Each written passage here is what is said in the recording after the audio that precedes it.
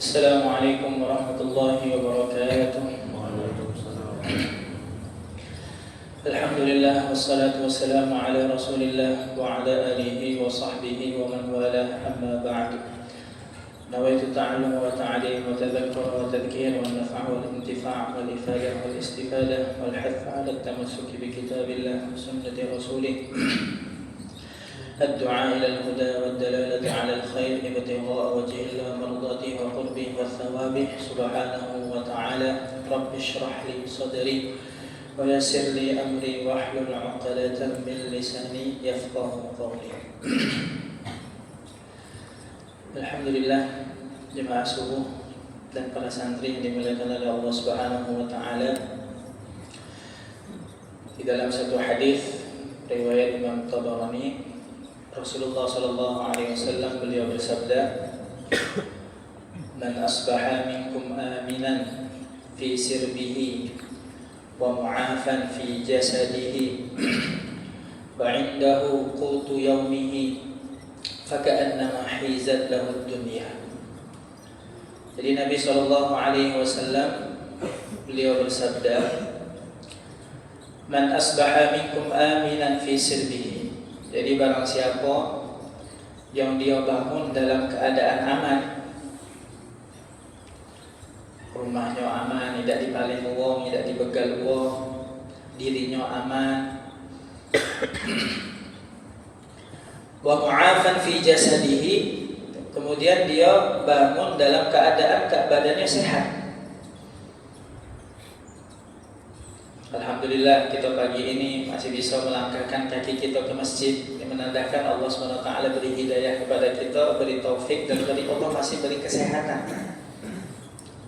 Wa 'indahu qutu yaumihi, kemudian dia juga bangun dalam keadaan dia memiliki makanan untuk dia makan hari tersebut. Alhamdulillah, insyaallah yang hadir di sini galau-galaunya insyaallah di rumahnya masih ada makanan yang bisa dimakan.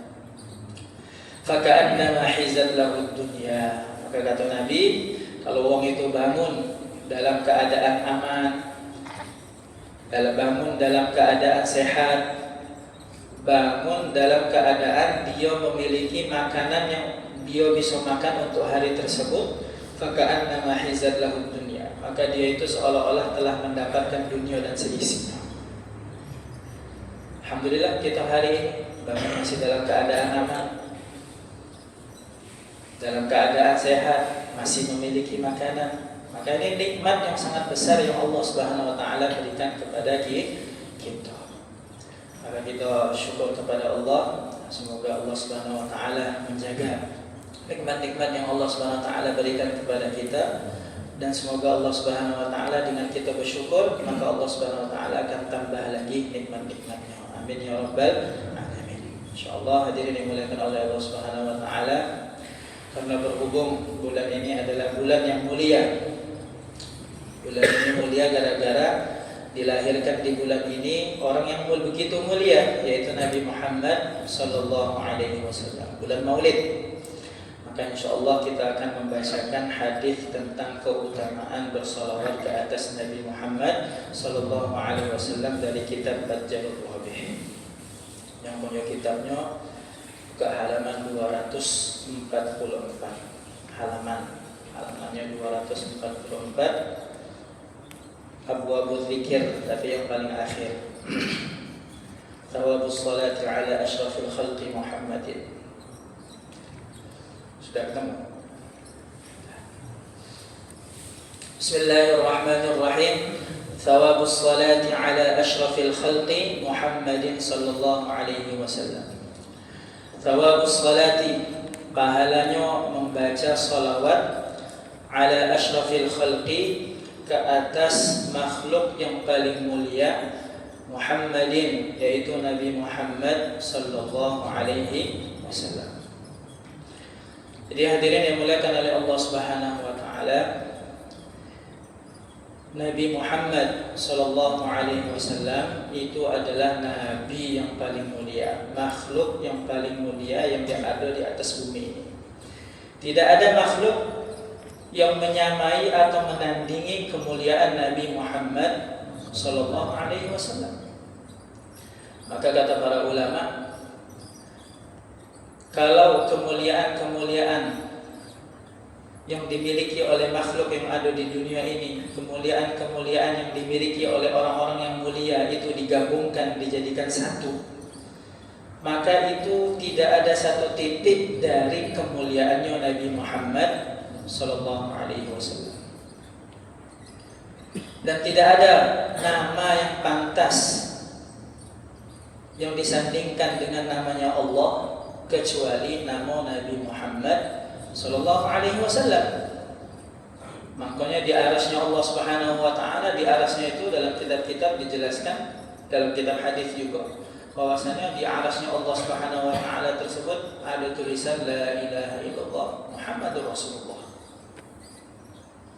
Di pintu-pintu surga tertulis la ilaha illallah Muhammadur Rasulullah.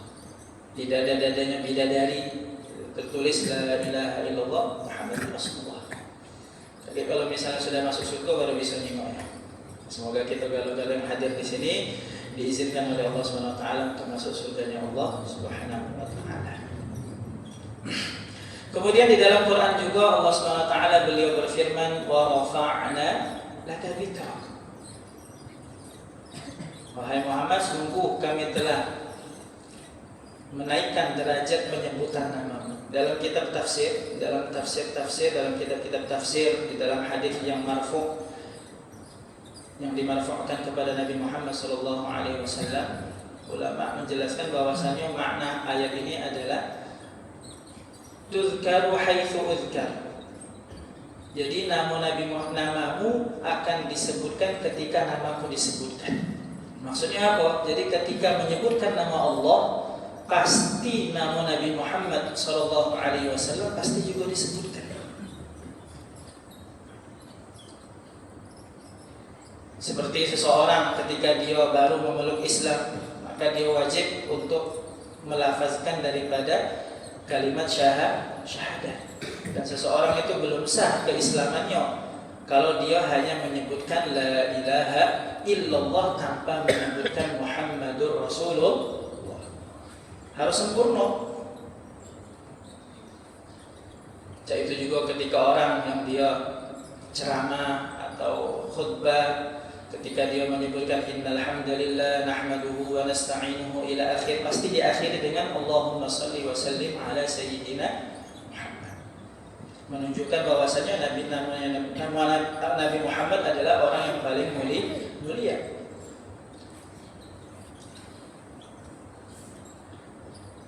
Dan tidak ada nama yang layak disebut setelah menyebutkan nama Sang Pencipta melebihi menyebutkan makhluk yang paling dicintai oleh Sang Pencipta, yaitu Nabi Muhammad sallallahu alaihi wasallam. Maka kemuliaan Nabi Muhammad sallallahu alaihi wasallam ini sudah tidak perlu diragukan lagi, tidak perlu dipertanyakan lagi, dan tidak perlu dibanding-bandingkan lagi. Tidak perlu kita membandingkan mana yang mulia antara Nabi Muhammad dengan ini, mana yang mulia antara Nabi Muhammad dengan ini. Tidak perlu. Kalau ada orang yang masih membanding-bandingkan kemuliaannya Nabi Muhammad, maka menunjukkan bahwasannya orang tersebut adalah orang yang jahil. Makanya Imam Al-Busiri di dalam Burdahnya beliau mengatakan wa kulluhum min rasulillahi multamisun, terus طرفا من البحر أو رشفا من الديام وكلهم من رسول الله ملتمس. Jadi kata Imam Busiri di dalam Burdahnya, para nabi, para rasul itu mengambil kemuliaan dari kemuliaannya Nabi Muhammad sallallahu alaihi wasallam. Dan berapa banyak yang diambil? Berapa banyak kemuliaan yang diambil dari Nabi Muhammad sallallahu alaihi wasallam? Gharfan minal bahri aw rashfan minad diyam. Jadi yang diambil itu cuma satu ambilan atau satu cidukan dari air laut atau satu tetes dari hujan yang lebat. Menunjukkan bahwasannya apa? Bahwasannya walaupun para rasul, para nabi mengambil kemuliaan dari kemuliaannya Nabi Muhammad sallallahu alaihi wasallam, maka itu tidak mengurangi kemuliaannya Nabi Muhammad sallallahu alaihi wasallam. Qala Allah Ta'ala Bismillahirrahmanirrahim Inna Allah wa malaikatahu yusalluna 'alan nabi Ya ayyuhalladzina amanu sallu 'alaihi wa sallimu taslima. Qala Allah Ta'ala, Allah Subhanahu wa taala berfirman, Inna Allah, sesungguhnya Allah, wa malaikatahu, dan para malaikatnya Allah, yusalluna, mereka semua bersalawat, ala nabi, ke atas Nabi Muhammad sallallahu alaihi wasallam. Ya ayyuhalladzina amanu, wahai orang-orang yang beriman, sallu, bersalawatlah kalian, alaihi, ke atas Nabi, wasallimu, dan ucapkanlah salam ke atas Nabi, tasliman, dengan sebenar-benarnya salam. Hadirin yang dimuliakan oleh Allah Subhanahu wa taala, maka di sini ada permasalahan. Permasalahannya apa? Mengucapkan sholawat itu harus dengan disertai salam apa tidak? Yang mana sholawat yang terbaik itu seperti apa sih?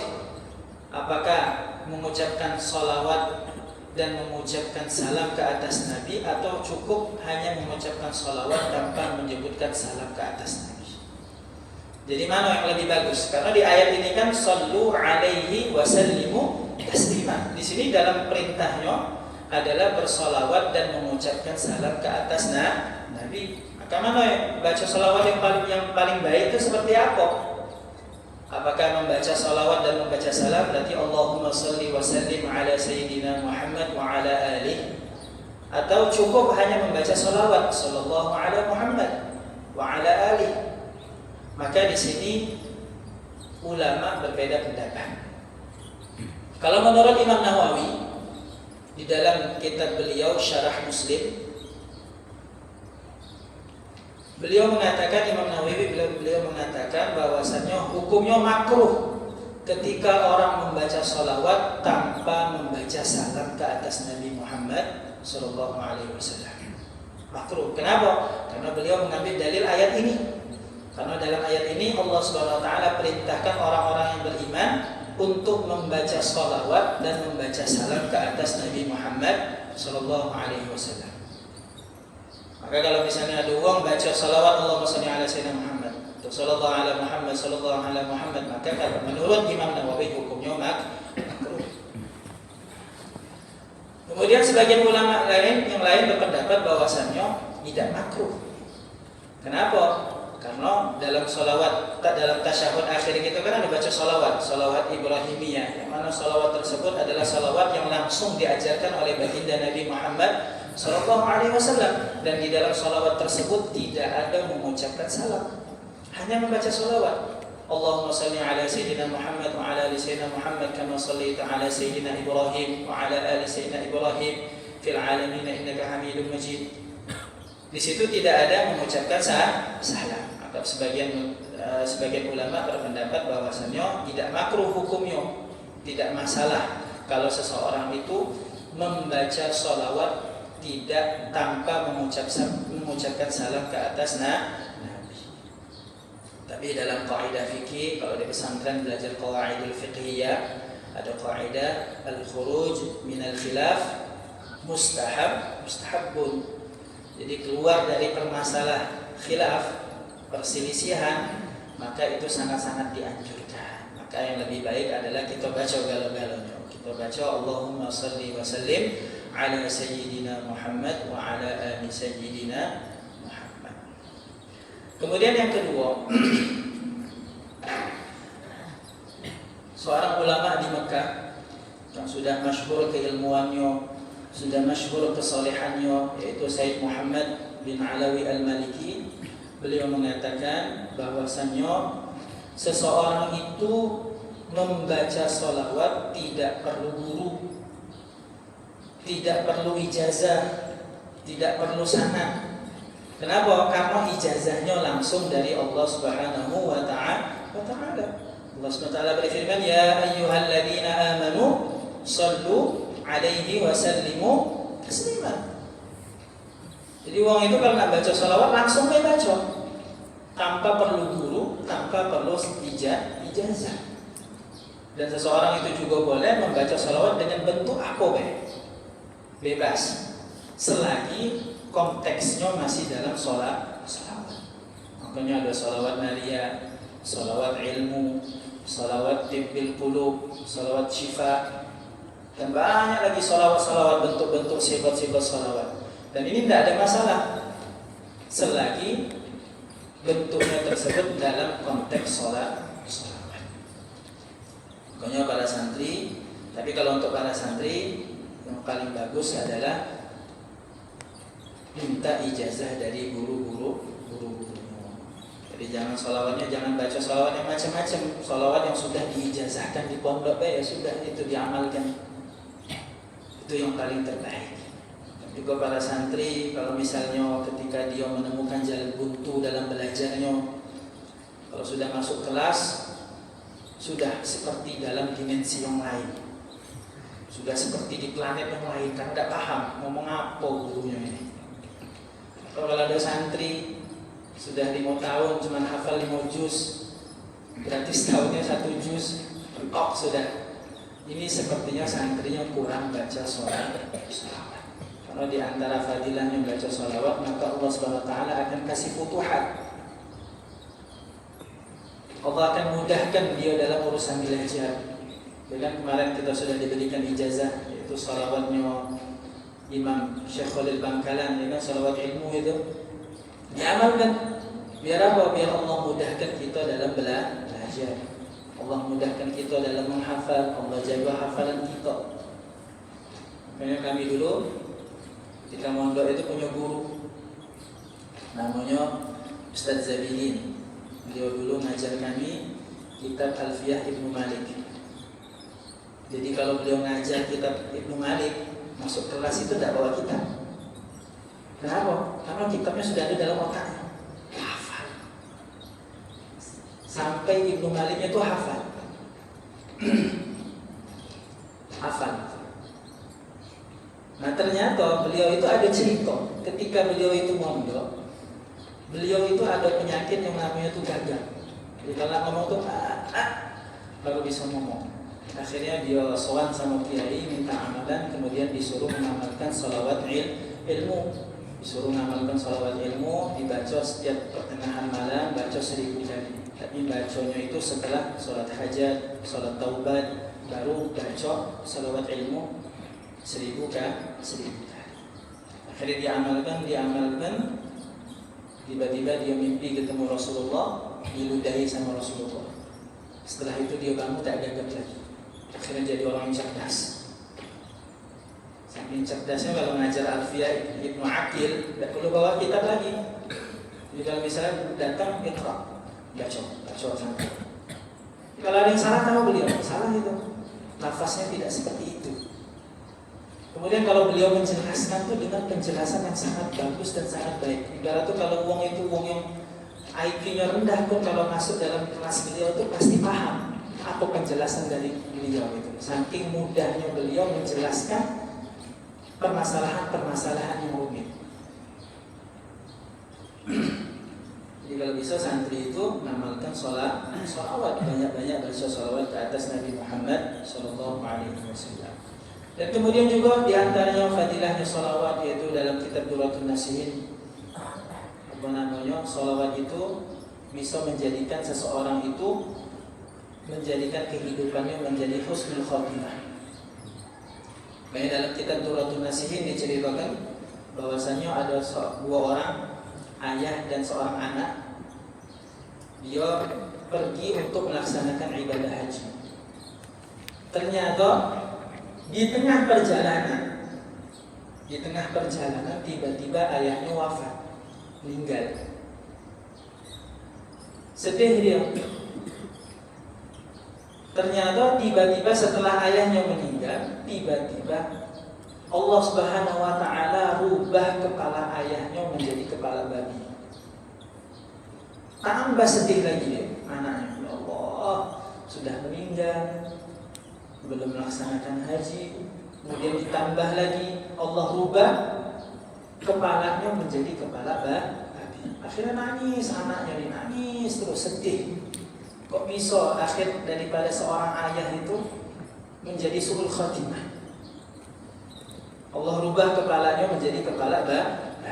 Akhirnya dia nangis, tiba-tiba karena saking kecapean, sudah capek dia, akhirnya dia tertidur. Maka ketika dia tidur, maka tiba-tiba dia mimpi. Dia mimpi tiba-tiba ada seseorang yang begitu begitu gantengnya, nurnya itu luar biasa, mukanya itu begitu bercahaya mendatangi dia. Tiba-tiba datang orang tadi, kemudian dia mendekati ayahnya tadi yang meninggal tadi, diusap wajahnya, kemudian kepala bapaknya tadi yang berubah menjadi babi tiba-tiba kembali lagi menjadi semula. Kemudian wong itu ketika orang ini tadi yang Masya Allah begitu bercahaya, begitu mempesona, wibawahnya, nak pergi, akhirnya ditanya sama anak tadi, wahai Tuhan, siapakah Tuhan ini? Akhirnya dijawab sama orang tersebut, aku ini adalah Rasulullah Sallallahu Alaihi Wasallam. Terkejut dia. Kemudian ditanya lagi, wahai Tuhan, ya Rasulullah, kenapa Allah Subhanahu Wa Taala rubah kepala bapakku ini menjadi kepala babi? Kata Rasulullah, ayahmu ini dirubah kepalanya menjadi kepala babi gara-gara semasa hidupnya ayahmu ini suka main riba.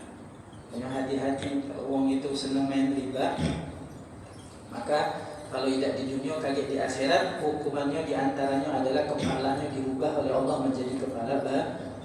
Alhamdulillah. Kemudian anak bertanya lagi, wahai Rasulullah, kenapa engkau datang kemudian memberikan syafaat kepada ayahku ini?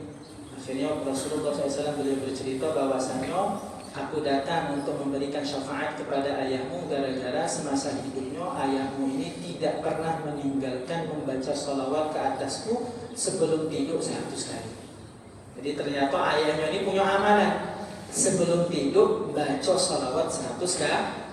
Karena barokah sholawatnya yang dia baca sebelum tidur tadi 100 kali, di akhir hayatnya diberikan syafaat oleh Rasulullah SAW. Akhirnya beliau meninggal dalam keadaan husnul khatimah. Wa an Abi Hurairah, dari Sayyidina Abu Hurairah radhiyallahu anhu, anna Rasulullah sallallahu alaihi wasallam, bahwasanya Rasulullah sallallahu alaihi wasallam beliau bersabda, man shalla, barang siapa yang membaca salawat alayya ke atasku wahidatan, satu kali, sallallahu alaihi, maka Allah akan bersolawat alaihi ke atasnya ashran, 10 kali. Rawahu Muslim. Hadis ini diriwayatkan oleh Imam Muslim. Hadirin dimuliakan oleh Allah Subhanahu wa taala. Para ulama mereka berpendapat bahwasanya maksud daripada Allah Subhanahu wa taala bersolawat itu ada dua makna. Makna yang pertama, Allah Subhanahu wa taala bersolawat ke atas orang yang membaca solawat, itu maksudnya adalah Allah Subhanahu wa taala akan memberikan rahmat ke atas orang tersebut. Berarti artinya macam mana? Man shalla alaihi wahidatan, barang siapa yang membaca solawat ke atas Nabi satu kali, sallallahu alaihi asyran, maka Allah Subhanahu wa taala akan memberikan rahmat ke atasnya 10 kali. Itu makna yang pertama. Makna yang kedua, maksudnya Allah Subhanahu wa taala bersolawat, itu maknanya Allah Subhanahu wa taala akan menyebutkan, akan membangga-banggakan, mengeluh-eluhkan namanya di hadapannya para malaikat. Jadi maknanya itu bisa Allah Subhanahu wa taala memberikan rahmat ke atas dia, dan bisa juga maknanya Allah Subhanahu wa taala bersolawat itu Allah Subhanahu wa taala akan membangga-banggakan nama dia di hadapan para malaikat. Dan juga bisa dua-duanya. Maksudnya bisa dua-duanya macam mana? Jadi ketika seseorang itu membaca sholawat 1 kali ke atas Nabi, maka dia akan mendapatkan 10 kali rahmat, dan dia juga akan 10 kali namanya disebut-sebut oleh Allah Subhanahu wa taala, dibangga-banggakan oleh Allah Subhanahu wa taala di hadapannya para malaikat. Bisa dua-duanya.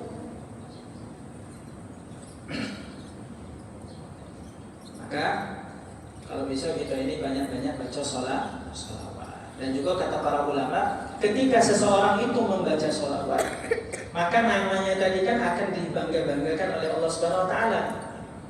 Dan yang dibanggakan itu bukan hanya namanya saja, bukan nama dia baik, tetapi akan disebutkan juga nama orang tuanya. Makanya kalau orang itu rajin baca sholawat, maka dia ini sudah berbakti kepada orang tuanya. Kenapa? Karena secara tidak langsung dia itu telah mengenalkan ayah-ayah dia kepada penduduk langit. Akhirnya karena dia rajin baca sholawat, akhirnya orang tuanya itu terkenal di langit sana. Makanya banyak-banyak baca sholawat. Dan kalau baca sholawat juga harus semangat. Maka diceritakan dalam satu kitab diceritakan bahwasannya ada seseorang dia ini tidur mimpi ketemu Rasulullah. Maka dia panggil Rasulullah, ya Rasulullah, ya Rasulullah, dipanggil, tapi Rasulullah tidak noleh. Dipanggil lagi, ya Rasulullah, tetap Nabi tidak noleh. Akhirnya karena Nabi tidak noleh, akhirnya dia ngomong, ya Rasulullah, bukankah engkau lebih mengenal umatmu melebihi seorang ayah mengenali anaknya? Terus dijawab oleh Rasulullah, benar. Tetapi aku mengenali umatku dari kadar sholawatnya ke atas.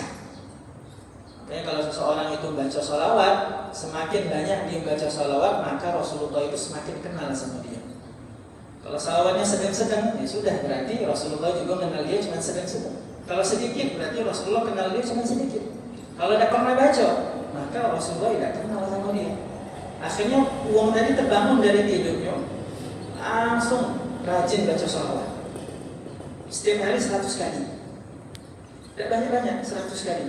Tapi dengan khusyuk, dengan ikhlas, dengan tawajuh, fokus, baca sholawatnya dihayati, diresapi. Akhirnya ketika dia sudah mengamalkan sholawat itu tadi, setiap hari 100 kali istiqomah, akhirnya dia tidur, dia mimpi lagi ketemu Rasulullah. Maka ketika itu Rasulullah sudah mengenali dia. Nah, kalau kita ini pengen dikenal oleh Rasulullah SAW, maka perbanyaklah untuk membaca sholawat. Dan penting juga kalau membaca sholawat itu dengan hati yang fokus, hati yang tawajuh. Jangan dalam baca sholawat itu dalam keadaan hatinya itu ghaflah, ngelamun. Santri sambil istighfar baca sholawat Maria, Allahumma sholli sholatan kamilah, Allahumma sholli. Ini tidak akan mendapatkan manfaat dari pembacaan sholawatnya. Ya walaupun sering kita dengar, ya, a'maluna bainal qabuli wa raddiha illa as-salata 'ala nabi Muhammadin. Sering kita dengar ceramah-ceramah, ya, bahwasanya amalan seseorang hamba itu masih 50-50. Ada kemungkinan diterima, ada kemungkinan tidak diterima oleh Allah. Illa as-salata 'ala nabi, kecuali bersolawat ke atas Nabi. Jadi masalah solawat itu diterima atau tidak, ketika seseorang itu membacanya dalam keadaan ghaflah, dalam keadaan tidak ikhlas, maka ulama berbeda pendapat. Memang ada ulama yang berpendapat bahwasanya seseorang itu baca sholawat ke atas Nabi pasti akan diterima oleh Allah.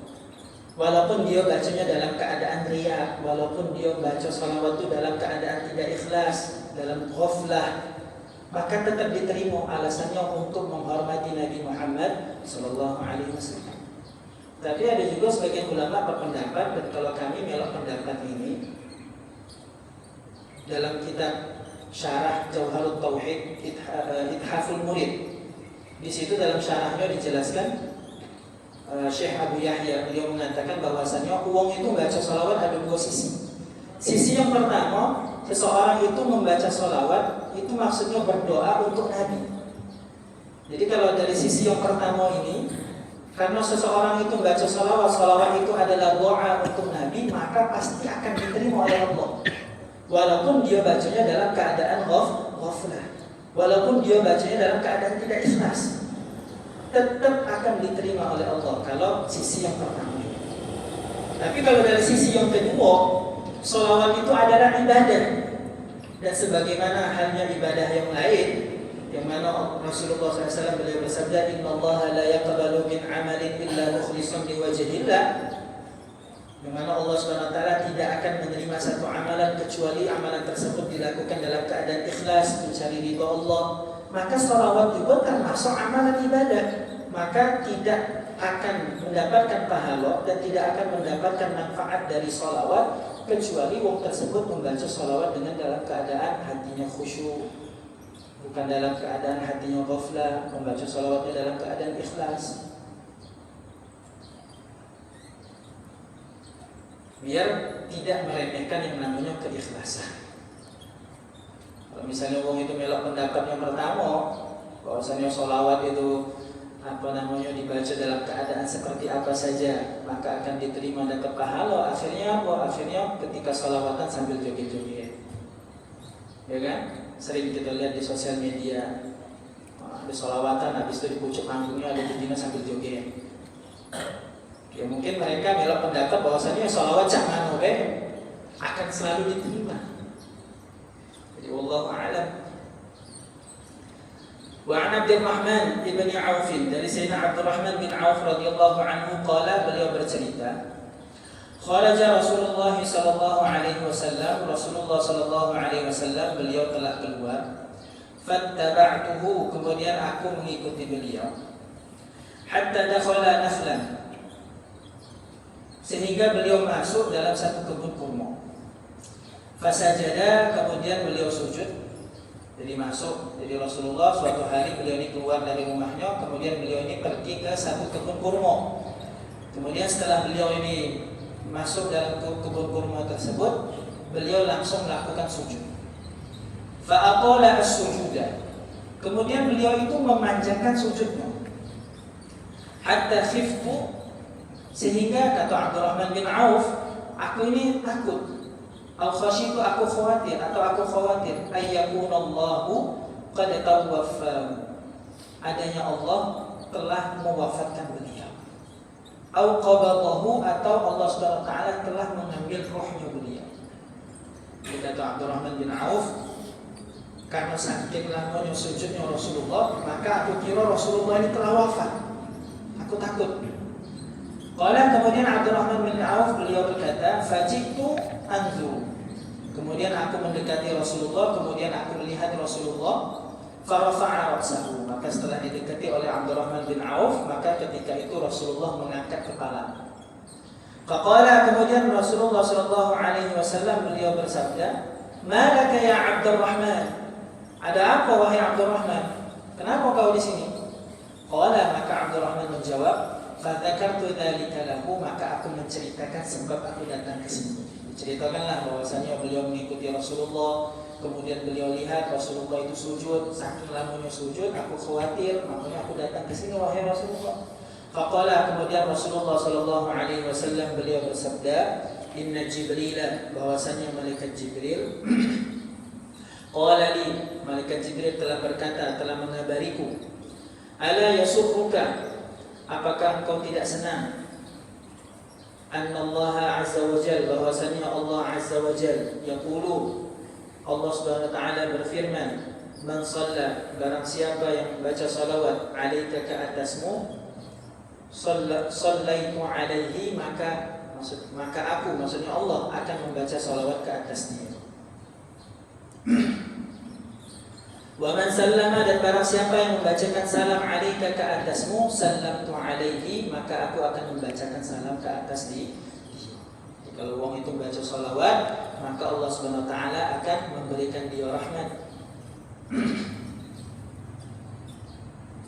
Wa lafzu Abi Ya'la, dan dalam hadis yang diriwayatkan oleh Imam Abu Ya'la, qala, Abdurrahman bin Auf beliau bercerita, "Kana la yufarriqu Rasulullah sallallahu alaihi wasallam minna", jadi Rasulullah itu tidak pernah berpisah dari kami, khamsatun aw arba'atun, dari 5 orang atau 4. Jadi maksudnya apa? Jadi para sahabat itu tidak pernah meninggalkan Rasulullah. Jadi pasti di sisi Rasulullah itu pasti ada para sahabat, minimal 4 atau 5 para sahabat yang selalu standby di dekatnya Rasulullah sallallahu alaihi wasallam. Lima yanubuhu, karena untuk perkara yang mendatangi beliau min hawaijihi dari hajat-hajat beliau bil laili wan nahari pada waktu malam dan waktu siang. Jadi para sahabat yang standby itu untuk apa? Untuk membantu Rasulullah, menunaikan hajat-hajat beliau, untuk menjaga Rasulullah dan untuk belajar dengan Rasulullah Shallallahu Alaihi Wasallam. Makanya para santri harus seperti itu juga, harus berkhidmat kepada guru-guru. Biar apa? Biar mendapatkan ilmu yang barokah. Makanya dulu ada seorang ulama yang luar biasa. Bahkan beliau itu menjadi pimpinannya para ulama. Dan beliau itu bisa menjadi ulama yang hebat gara-gara apa? Karena selalu berkhidmat kepada gurunya. Siapa itu? Abdullah ibnu Abbas. Sayyidina Abdullah ibnu Abbas ini termasuk santrinya Rasulullah. Setiap hari beliau ini menyiapkan air wudhu untuk Rasulullah, untuk malam.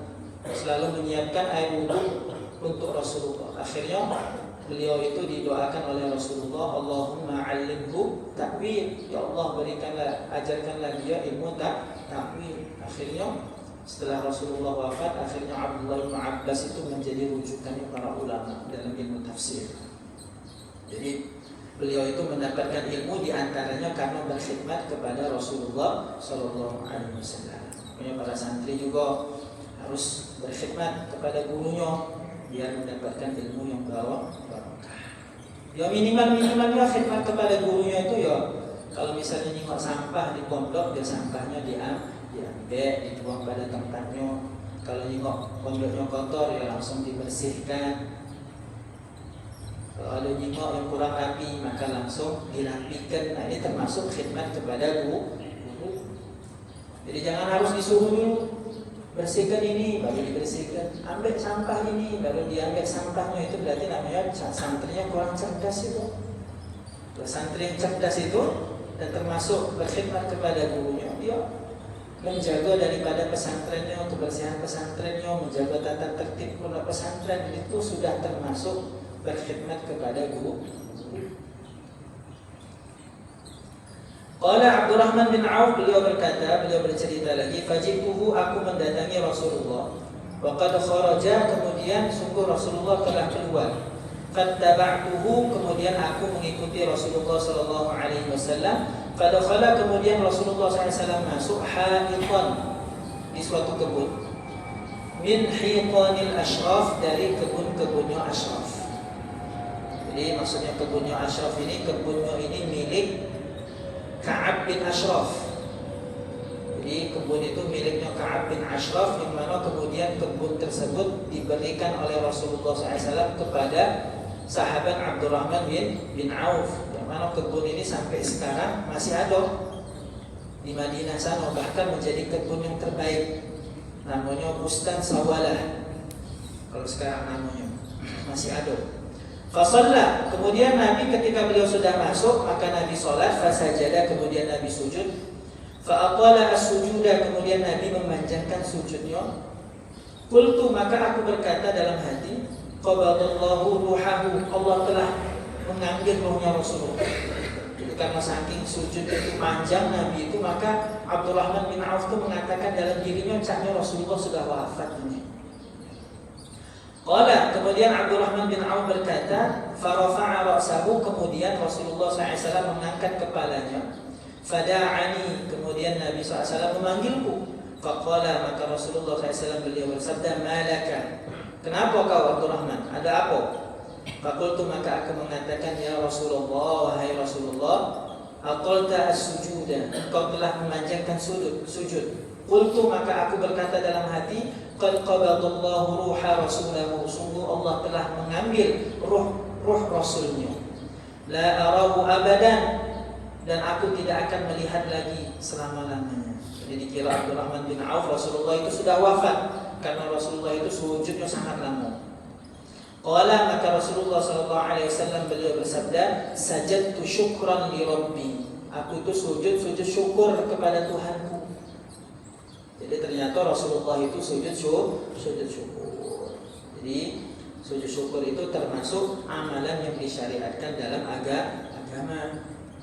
Jadi Rasulullah itu ketika beliau mendapatkan nikmat secara tiba-tiba atau mendapatkan atau diselamatkan dari musibah, maka Rasulullah itu akan sujud syukur. Maka kita juga disunahkan, dianjurkan ketika kita mendapatkan nikmat secara tiba-tiba atau kita ini diselamatkan dari musibah, maka kita disunahkan untuk sujud syukur.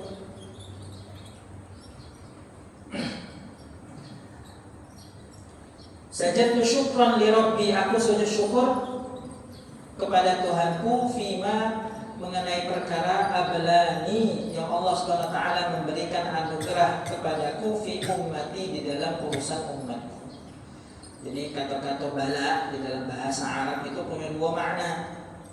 Bala yang pertama maknanya adalah Allah Subhanahu wa taala memberikan anugerah, dan makna yang kedua bala itu artinya diberi musibah. Jadi bisa dua maknanya. Kalau di sini ablani, di sini maknanya Allah Subhanahu wa taala memberikan anugerah kepada aku fi ummati, mengenai urusan umatku. Man shalla, barang siapa yang membaca salawat alaiya, ke atasku, salatan, satu salawat, min ummati, dari umatku, kataballahu lahu 10 hasanatin, maka Allah Subhanahu wa taala akan memberikan ke atasnya. Allah Subhanahu wa taala akan mencatatkan untuk orang yang membaca salawat 10 hasanatin, 10 kebaikan. Wa maha anhu 10 sayyiatin, dan barang siapa yang membaca satu salawat, maka Allah Subhanahu wa taala akan hapuskan untuknya 10 keburukan. Insyaallah ya, kita banyak-banyak baca salawat, apalagi kita ini masih di bulan Maulid. Kita memperbanyak baca salawat supaya kita ini semakin cinta kepada Nabi, semakin dekat dengan Nabi, dan supaya kita ini semakin dikenal oleh Nabi. Dan semoga kita gala-gala yang hadir di pagi ini, semoga kita gala-gala dikumpulkan oleh Allah Subhanahu wa taala bersama Nabi Muhammad sallallahu alaihi wasallam. Insyaallah sampai di sini saja, kurang lebihnya kami minta maaf. Kita tutup majelis kita ini dengan kifaratul majlis. Subhanallah wa bihamdihi, subhanakallah wa bihamdika, asyhadu an la ilaha illa anta, astaghfiruka wa atubu ilaik. Assalamualaikum warahmatullahi wabarakatuh.